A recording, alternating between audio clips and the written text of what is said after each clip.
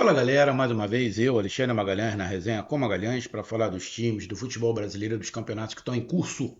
Brasileirão 2025, 18ª rodada. E em São Paulo, Corinthians e Fortaleza se enfrentaram. O Corinthians naquela expectativa, porque no meio de semana tem o jogo da Copa do Brasil, o jogo decisivo. O Corinthians venceu o Palmeiras em casa por 1-0, agora vai jogar fora de casa, em São Paulo, mas mando de campo é, do Palmeiras. E o Fortaleza, tranquilo, tentando recuperar, né, no Campeonato Brasileiro com o Renato Paiva. Se enfrentaram e empataram em 1-1. O Fortaleza com resultado de 1-0 até o final do jogo. E no final do jogo acabou tomando o empate. Foi justo, não foi justo o empate? Como é que ficou a classificação de Corinthians e Fortaleza? Qual é o próximo jogo de cada um deles?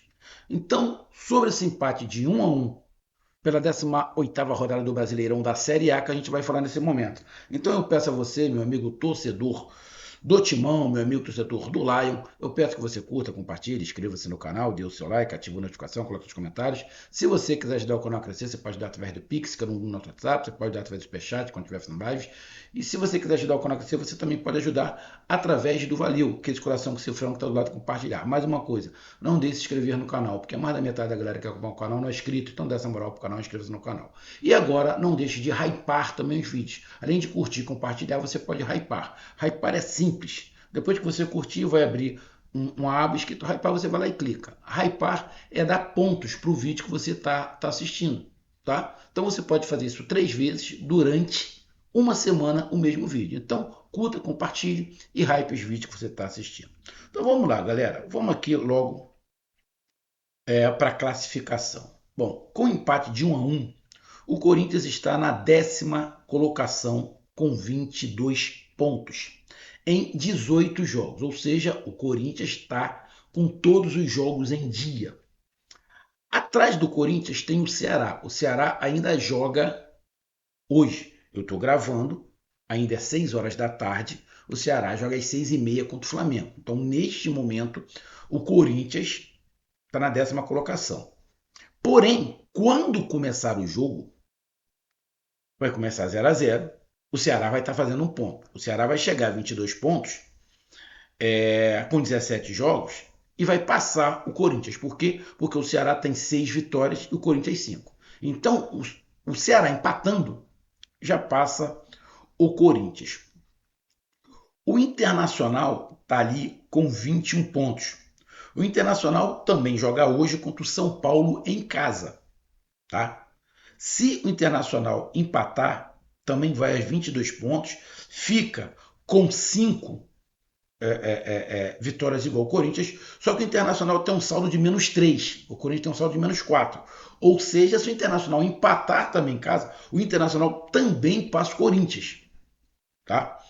Então, se Ceará empatar, Internacional empatar, passa o Corinthians já cai para a 12ª colocação. O Atlético Mineiro vai jogar hoje, se não tiver já jogando, não. Joga às 6h30 também, Atlético Mineiro e Bragantino. Acredito que o Atlético Mineiro vai poupar muitos jogadores, porque tem um jogo contra o Flamengo pela Copa do Brasil. Mas pega o Bragantino, que está aí num momento não muito bom. O Atlético Mineiro, para passar o Corinthians, o Atlético Mineiro tem que vencer. O Atlético Mineiro vencendo, o Atlético Mineiro vai a 23 pontos e passa o Corinthians. Então o Corinthians pode ser ultrapassado pelo Ceará, pelo Internacional, pelo Atlético Mineiro. O Grêmio jogou e perdeu para o Fluminense ontem. Então, já não passa mais. Então, o Corinthians pode perder posição para o Ceará, para o Internacional e para o Atlético Mineiro. Ele pode terminar a rodada na 13ª colocação, com 22 pontos. O Corinthians, na próxima rodada, a rodada de número 19, o Corinthians enfrenta o Juventude, fora de casa. Não é dos confrontos mais difíceis para o Corinthians. E o Fortaleza? O Fortaleza, que estava vencendo ainda 17 pontos, saindo da zona de rebaixamento, com empate, volta para a zona de rebaixamento, está ali com 15 pontos em 17 jogos. não pode ser ultrapassado pelo Juventude. Por exemplo, o Juventude tem 11 pontos, só chega a 14. Juventude joga contra o Santos na segunda-feira. Então, mesmo que o Juventude vença, o Juventude chega a 14 pontos, não passa o Fortaleza. Então, o Fortaleza vai terminar mais uma rodada na zona de rebaixamento. O próximo jogo do Fortaleza pela 19ª rodada, última rodada do turno. O Fortaleza pega o Botafogo em casa, Botafogo do Rio em casa. Botafogo que perdeu. O jogo do Botafogo foi no mesmo horário, né? De Corinthians e Fortaleza, e o Botafogo perdeu em casa para o Cruzeiro, de 2-0, né? É um jogo bem complicado para o Fortaleza. Botafogo, que era do Renato Paiva. Renato Paiva conhece muito bem o Botafogo. Então, Fortaleza conseguiu empate, vai ficar com gosto de derrota um pouco, né? Porque estava vencendo até o final. Vamos aqui para o jogo, cara. Vamos lá. O Fortaleza faz um gol com 6 minutos, com o Breno Lopes, né? Ali um pane ali, o Corinthians parece que não entrou muito ligado, o Fortaleza aproveitou e fez 1-0. A partir do 1-0, você levando em consideração que o treinador do Fortaleza é o Renato Paiva, e aí aqui eu não estou querendo menosprezar, nada, nada. Quando eu falo que levando em consideração o Renato Paiva, é porque o Renato Paiva tem uma postura exatamente igual de Tite, igual de Carille, igual de Mano Menezes, Celso Rotti, dentre outros treinadores aí, que quando ganha, quando faz o gol, dá a bola para o adversário e tenta defender 1-0 o tempo que for. Tem outros treinadores que tentam sofrer menos. Como? Tentando ficar com a bola. Mas não é a característica do Renato Paiva. Então, o primeiro tempo, o Corinthians foi com um time meio misto, né? Tomou esse gol, criou oportunidades o Corinthians, apesar de Fortaleza jogar atrás, o Fortaleza deu espaço para o Corinthians criou oportunidades, mas também o Fortaleza criou oportunidades. O Corinthians, como estava com a bola e estava atacando muito, estava indo muito para cima, estava dando espaço para o Fortaleza. O Fortaleza meteu uma bola na trave numa jogada dentro da área, que quase que sai ou contra. O Fortaleza poderia ter terminado 2-0. Então, o primeiro tempo foi um primeiro tempo onde o Fortaleza faz o gol, o Corinthians fica com a bola, tenta, mas o Fortaleza tenta jogar também. O Fortaleza tenta jogar também. Ali foi um jogo, como a gente vai falar, um jogo corrido. O Fortaleza não ficou com a bola, mas tentou. E aí vai para o segundo tempo, o Corinthians bota o Yuri Alberto, Depay, o Mateuzinho, entra o Garro, bota os principais jogadores. E o Fortaleza, obviamente, não vai mudar a sua postura. Ficar ali e tentar sair. Só que o Fortaleza tinha as suas dificuldades técnicas. Alguns jogadores no Fortaleza não estavam conseguindo dominar a bola. Teve uma bola, o meio de campo, que a bola veio do alto, estava o centroavante do Fortaleza, não era o Davidson não, já tinha saído. Foi o Lucero, se eu não estiver enganado. A bola veio no alto para você agasalhar a criança, dominar a bola. Porra, ele não conseguiu dominar a bola, parceiro. Ele não conseguiu dominar a bola. Princípio básico do futebol. Né? Aí realmente fica difícil. Passes errados.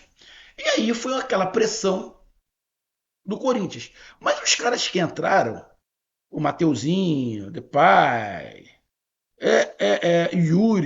Yuri participou do gol, o Mateuzinho participou também, mas eles não estavam fazendo uma grande partida. Eles entraram, mas eles não colocaram o volume e a pressão que se imaginava. O Fortaleza, dentro do sofrimento que estava tentando segurar. E vai passando o tempo, e vai tentando artimanhas ali, ganhar um tempinho aqui, ganhar um tempinho ali, e o Corinthians jogando a bola de um lado para o outro, tentando criar, mas o Fortaleza mais fechado e dando menos espaço do que deu no primeiro tempo. Só que aí no final do jogo, já os 40 já está com 49 minutos mais ou menos, quase 50 minutos do segundo tempo, já nos acréscimos, uma jogada do Mateuzinho, joga a bola na área, o Yuri sobe mais que todo mundo, sobe nas costas do zagueiro, fica todo mundo parado, ele cabeceia, o goleiro defende, o Carrilho vai lá e faz o gol. Só que tem um detalhe, ele estava na frente de todo mundo.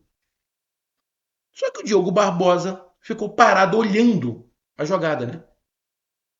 O Mateuzinho cruza e ele fica parado ali. Ele não sai, ele não faz aquela saída de linha de impedimento que todo mundo faz. A bola foi jogada para lá, você tem que sair. Isso é básico. Você tem que sair. Ele ficou olhando a jogada. Ele foi quase que um torcedor. Ele esqueceu que ele estava dentro do campo, que ele tinha que fazer a linha de impedimento. Ele não fez a linha de impedimento. Ele ficou parado olhando para o jogo. Pode ter sido cansaço? Pode ter sido cansaço. Mas, se ele dá um passo para frente, o jogador do Corinthians estava impedido. Ele ficou olhando a jogada. E aí sobrou para ele, sobrou para o jogador do Corinthians na frente de todo mundo. Menos do Diogo Barbosa, que estava na jogada com o Mateuzinho que cruzou. E aí o Corinthians faz o gol. Tem mais 3, 4 minutos. Termina 1-1. O empate para o Corinthians, diante do fato de estar perdendo depois dos acréscimos, o empate para o Corinthians foi bom. Mesmo jogando em casa, né? Mesmo jogando em casa, estava perdendo, pô. Pelo menos conseguiu um ponto. Agora o Fortaleza que estava ganhando até os 49 do segundo tempo, o empate fica com gosto amargo. Muito amargo, por quê? Estava saindo da zona de rebaixamento, com um jogo a menos, e agora volta para a zona do rebaixamento.